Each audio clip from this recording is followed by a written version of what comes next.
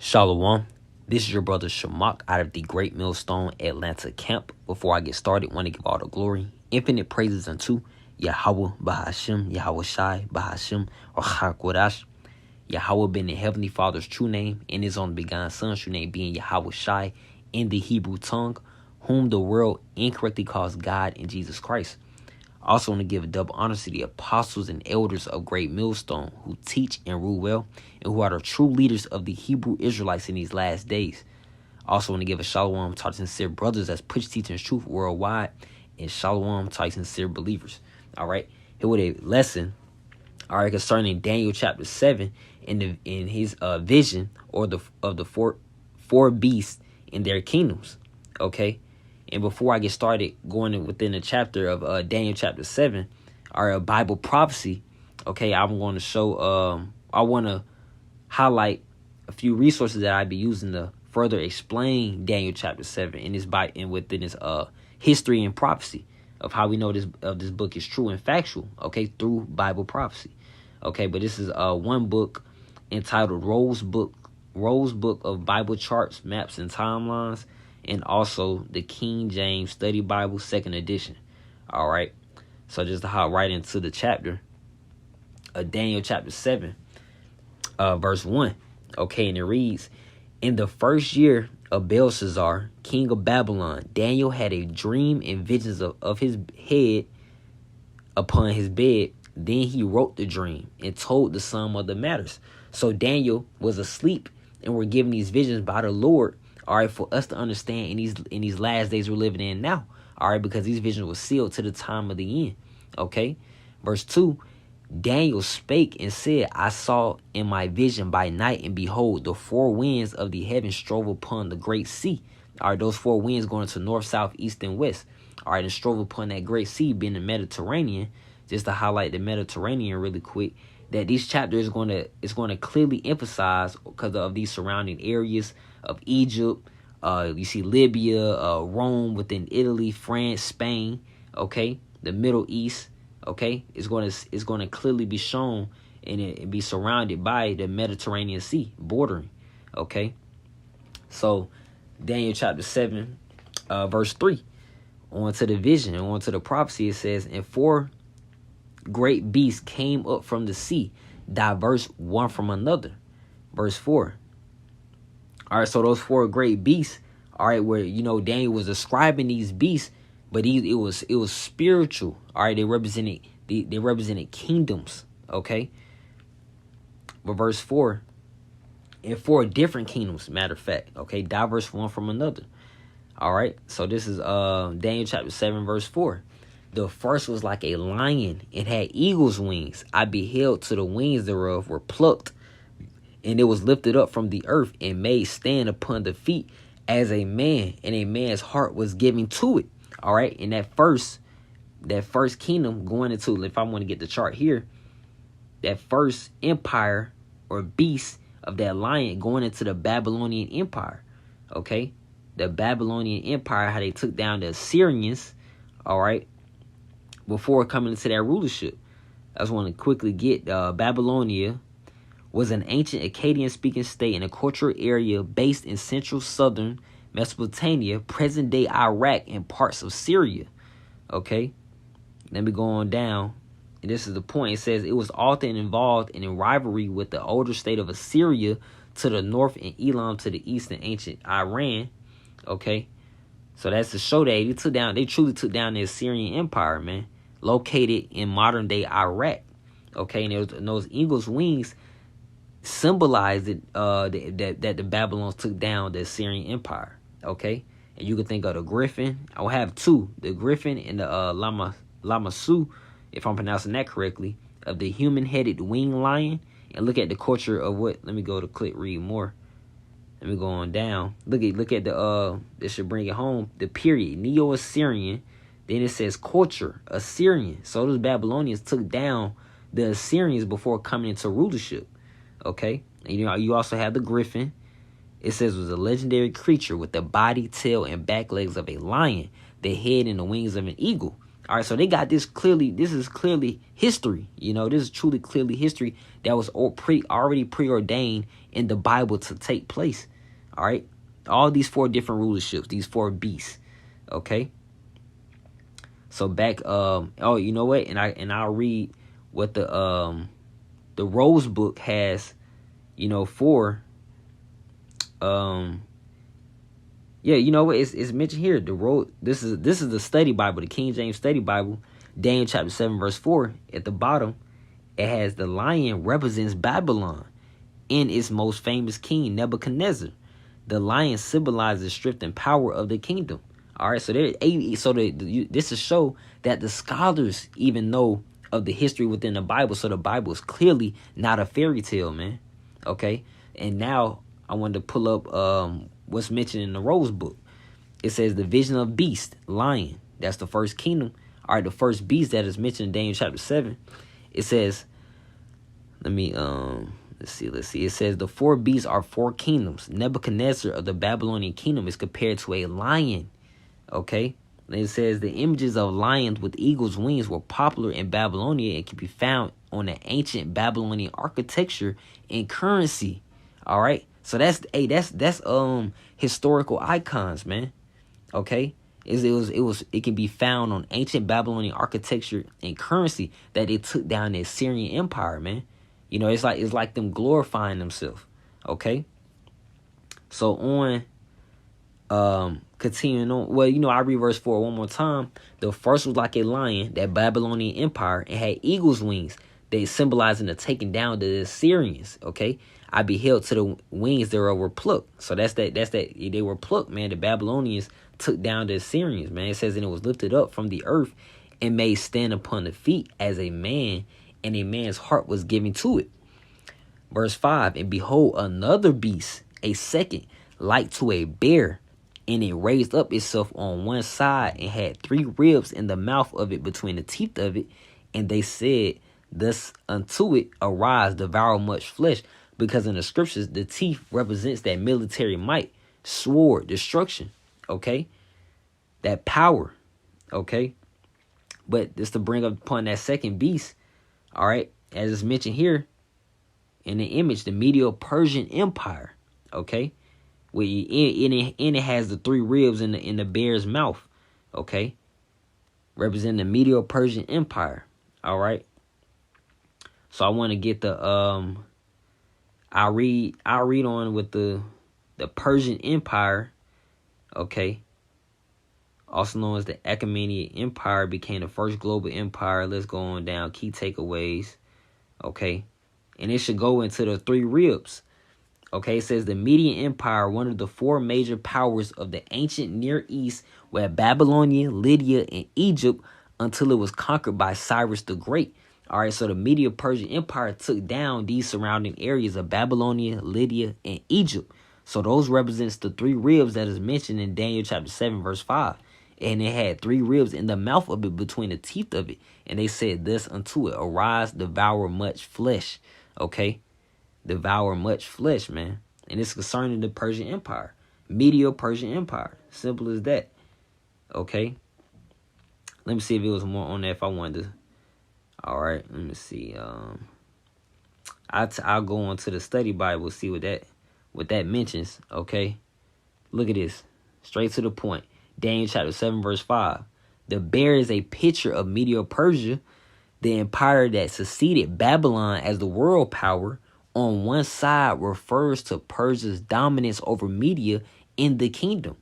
The 3 ribs, they even have it, they have it correct too. It says the 3 ribs probably indicate 3 nations conquered by Medo-Persia in their ascendancy: Babylon, Lydia, and Egypt.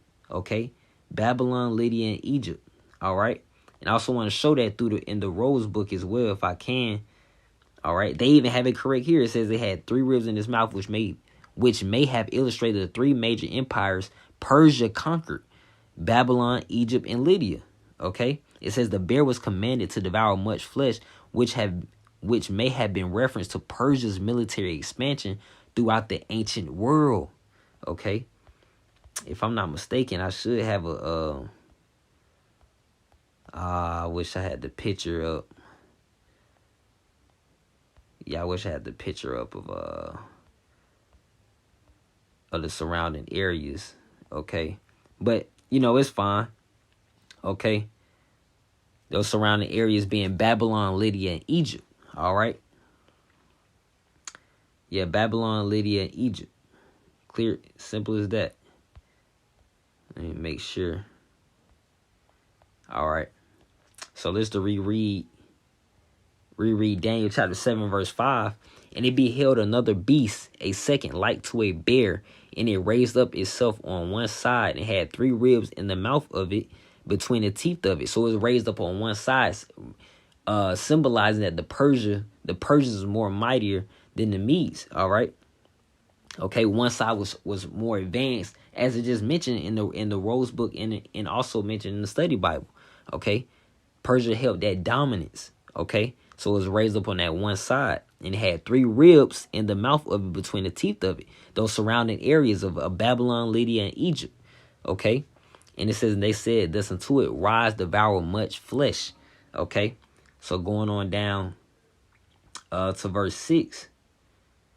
It says, after this, so Daniel chapter 7, verse 6.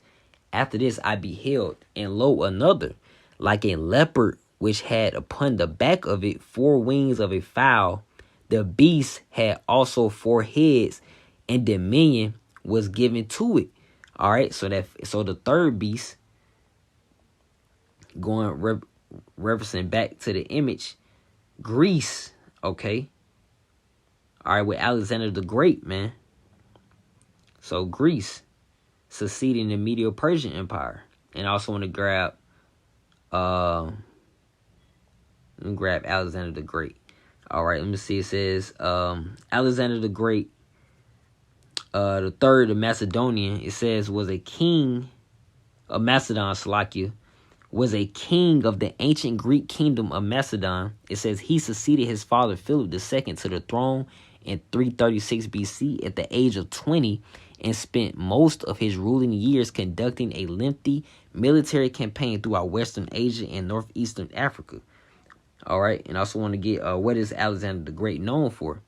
It says, although king of ancient Macedonia was less than 13 years, so he had a short reign. It says Alexander the Great changed the course of history. One of the world's greatest military generals, because he moved as a leopard, because it was swift. And one of these resources that I have would reiterate that. You know, it says he created a vast empire that stretched from Macedonia to Egypt and from Greece to part of India. It says this allowed for the Hellenistic culture to become widespread. All right, where the Israelites were Hellenized, man. All right, we were enticed to be taken away from our laws, statutes, commandments that were mentioned in the Holy Bible, only given to the Israelites. Our covenant between the Israelites and Yahweh Ba'ashem Yahushai. We were Hellenized, man, which made us Gentiles, okay? So let me also grab what's mentioned here in Daniel chapter 7 of the leopard, of the rose. This is from the Rose Book, okay, of the Bible charts and timelines. It says Daniel's vision of the leopard with 4 heads and the 4 wings may represent the kingdom of Greece. The 4 wings may illustrate the speed of Alexander the Great's conquest. So he did it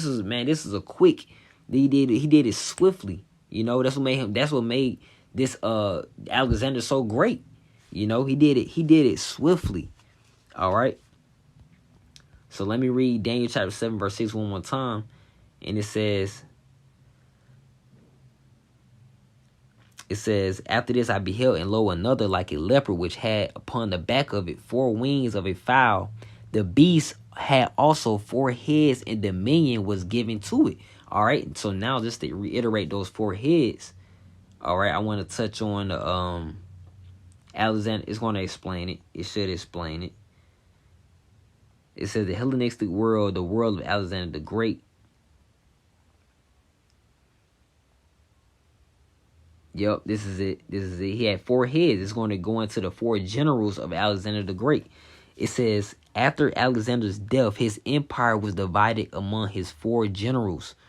Okay, those 4 generals, as is listed here, Lysimachus, Cassander, Ptolemy I, and Seleucus I Nicator. Lysimachus, who took Thrace and much of Asia Minor. Cassander controlled Macedonia and Greece.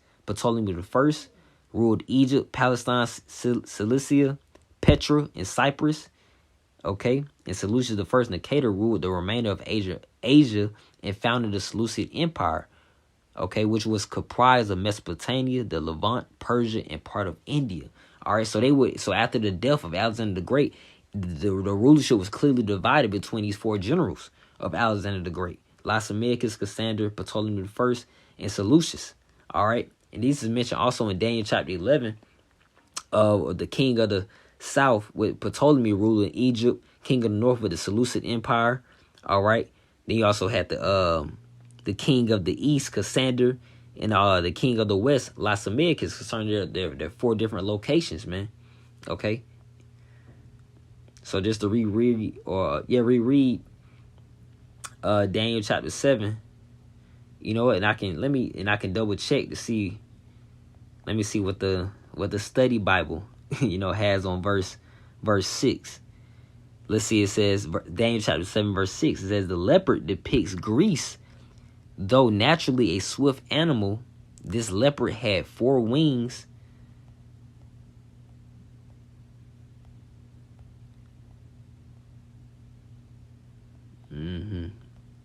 All right, so I just wanted to double check. Let me go back. Daniel chapter 7 verse 6 says the leopard depicts Greece. Though naturally a swift animal, this leopard had 4 wings in addition to its native agility. It says this speaks of the lightning speed with which Alexander the Great conquered the ancient world. So that moves as that leopard. That backs up Bible prophecy, man. That backs up what the Bible had already written and preordained to take place. It says the number 4 represents the 4 generals who divided up Alexander's kingdom after his death. All right, which we reiterated with Lysimachus, Cassander, Ptolemy, and Seleucus. All right, so there you have it, man. It's clear and straight to the point. All right, so now on to the next verse of Daniel chapter 7, verse 7. And it reads, after this I saw in the night's visions, and behold, a 4th beast, dreadful and terrible, and strong exceedingly, and it had great iron teeth.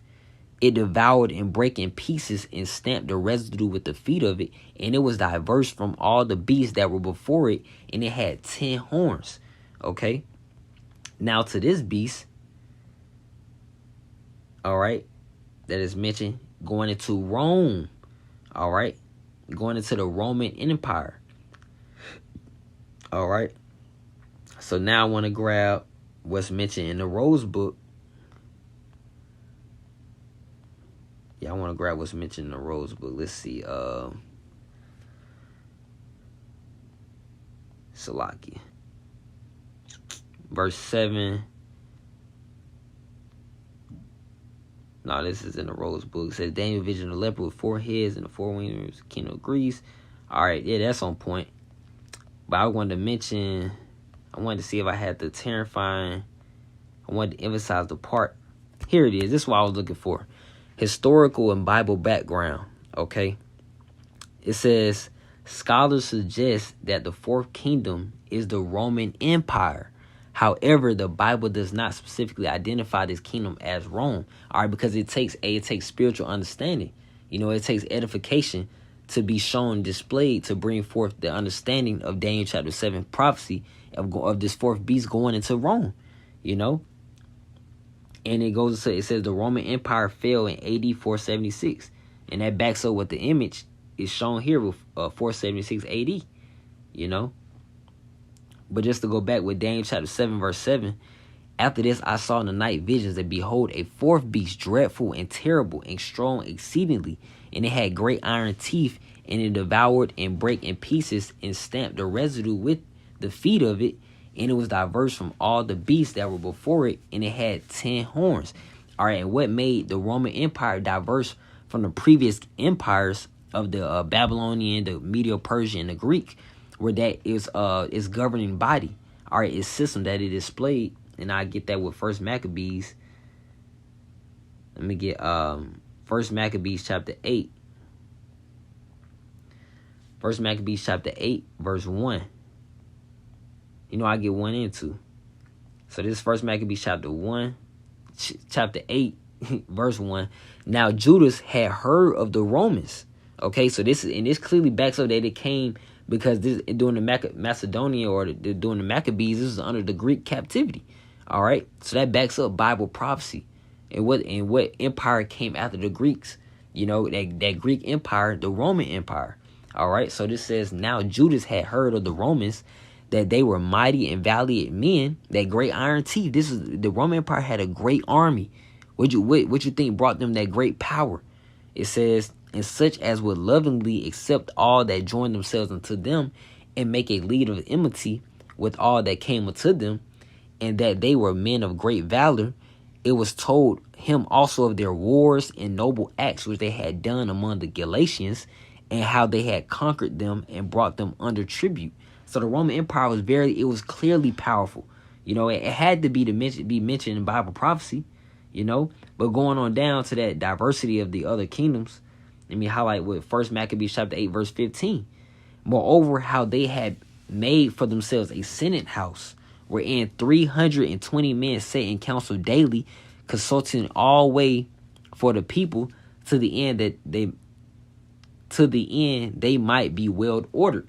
And that reminds you of America today. That reminds you of America today, man.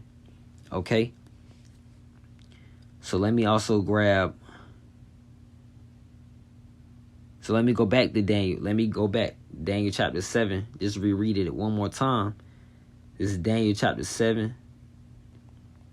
Verse 7. It says, after this I saw in the night visions, behold, a fourth beast, that Roman Empire, dreadful and terrible because of that army, and strong exceedingly. And it had great iron teeth. There goes that teeth again. It devoured and brake in pieces and stamped the residue with the feet of it. And it was diverse from all the beasts that were before it, and it had 10 horns. All right. So through this revival, it's going to go into it. Let me see if it mentions here. No, it doesn't mention there. Let's see. It says, it mentions from the Rose Book. It says, Daniel had a vision of a terrifying beast with 10 horns and iron teeth. The beast's 10 horns are 10 kings. All right, those provinces that will arise from this kingdom. All right, going into the NATO and European Union. All right. All right, because America, which sits on top of that beast system, all right, started off as the NATO started off in the European Union, started off as 10 countries, but now has expanded to over about 30. Okay. But going into verse 8. Going into verse 8, it reads, I considered the horns, and behold, there came up among them another little horn, before whom there were 3 of the first horns plucked up by the roots. And behold, in this horn were eyes like the eyes of man, and a mouth speaking great things. All right. So this shows you that this is, it's going into kingdoms. All right. So that first, it says, I considered the horns, and behold, there came up among them another little horn, going into America, the establishment of America, before whom there were 3 of the first horns plucked up by the roots. So before America was established, all right, they plucked up, just as the Medo-Persian plucked up the areas, the surrounding areas of Babylon, Egypt, and Lydia. All right, America did the same concerning the 3 wars. All right, against the Spanish, the French, and the British. Let's see if it goes into it. It says, the American Revolutionary War, also known as the Revolutionary War or American War of Independence, secured a United States of America independent from Great Britain. All right. Let me go on down. Look, and it says it ended on September 3rd, 1783, when Britain accepted American independence in the Treaty of Paris, while the Treaty of Versailles resolved separate conflicts with France and Spain. All right. So there goes the 3 that were plucked up. All right. Let me go on down here. That established at first the 13 colonies of the United States, but now we know it's 50 states. All right. and it defeated. It says you see there the British Empire, and then I'm going down under strength. Let me go under strength. It is mentions France, also Spain. All right, so that backs up Bible prophecy. You know, and so Daniel chapter 7 verse 8 one more time. I considered the horns, and behold, there came up among them another little horn, before whom there was 3 of the first horns plucked up by the roots. Those 3 horns that were plucked up were the British, the French, and the Spanish. And it says, behold, in this horn were eyes like the eyes of man, and the mouth speaking great things. All right. So y'all think, I think I wanted to get. Let me see if I wanted to get anything from the study Bible. You know what? When I grab this, I read this here after grabbing Daniel chapter 2. Because within this vision of Daniel chapter 7, Daniel received these visions, but Daniel chapter 2 was explaining Nebuchadnezzar's dream that troubled Nebuchadnezzar. So I'll read this too to hopefully further explain the prophecy of these four great beasts, which are kingdoms. All right, so this is Daniel chapter 2, verse 1. In the 2nd year of the reign of Nebuchadnezzar dreamed dreams, wherewith his spirit was troubled, and his sleep brake from him. So Nebuchadnezzar, he seen all these things taking place. He was troubled and wanted understanding on them. So Daniel brought forth that understanding. Let me go on down to Daniel chapter 2, verse 30. But as for me, this secret is not revealed to me for any wisdom that I have more than any living, but for their sakes that shall make known the interpretation to the king, that thou mayest know the thoughts of thy heart. Verse 31. Though, O king, sawest and behold a great image, this great image whose brightness was excellent, stood before thee, and form thereof was terrible. This image head was of fine gold. That fine gold, this to go back to that image.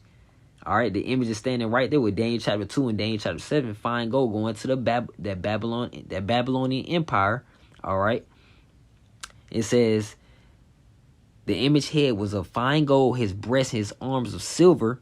That silver going into the Medo-Persian empire. So the Daniel chapter 7 and Daniel chapter 2 correlates with one another. All right, simple as that. And it says his breast, his arms of silver. The Medo-Persian empire, his belly and his thighs of brass, going into what? The Greek empire. All right. Then you will have verse 34. Thou sawest to that a stone was cut out without hands, which smote the image upon his feet, that were of iron and clay. That iron, because of how strong the Roman Empire was so great, all right, and powerful, but clay, because of the revival of Roman Empire through the beast system today, through NATO and the European Union, with America sitting on top, because it's partially weak and partially strong because of their division. All right, this world is Esau, Edom, the so-called white man is divided to this very day, man, which makes his kingdom iron and clay. All right, this current kingdom, iron and clay. It says, and break them to pieces. Okay, it says. And I'm gonna read that stone as well. You know what? Like verse 34. I'm gonna get the stone now. With the stone, let's get it. It says Bible references and spiritual application. It says the stone represents God's internal kingdom that is more powerful than any other kingdom. Okay, so that's prophecy. So the fall, this is more powerful. It's gonna be when Yahushua returns. All right, who's that stone? More powerful than the Babylonian Empire. More powerful than the Medo-Persian Empire.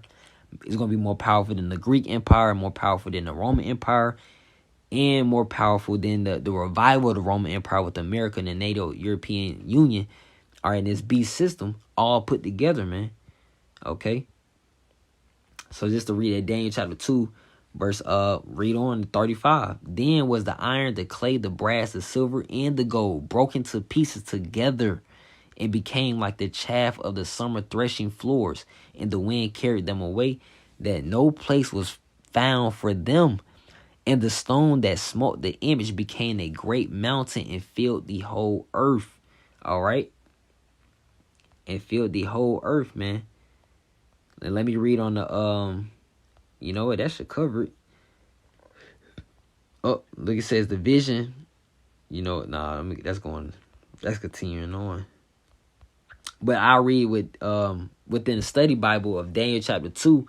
They have verses 32 through 45 in the explanation. But it says the sections of the image are said to represent kingdoms. The head of gold is specifically stated to picture Nebuchadnezzar or his kingdom, Babylon.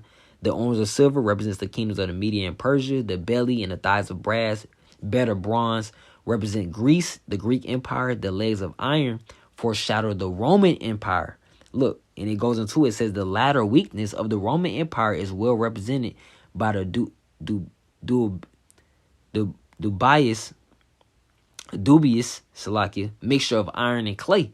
All right, but the iron and clay became because of the revival of the Roman Empire. All right, of American and NATO European Union. All right, because of that, they shared that same characteristics of that Senate, that same voting and governing system. All right, that the previous empires, they ruled through monarchy, man. All right, just a top man. Okay, whereas the Roman Empire, they ruled through Caesars. All right, but continuing on, it says the stone cut without hands that destroyed the last kingdom represents Yahweh Shai, man. All right, it says the stone cut without hands that destroyed the last kingdom represents Yahweh Shai, whom the world incorrectly calls Jesus Christ, who at his return will destroy Gentile world power, which we were made Gentiles, through the Hellenization period brought by the Greeks, man. All right, it says, and set up a kingdom which shall never be destroyed. Okay, never be destroyed, man.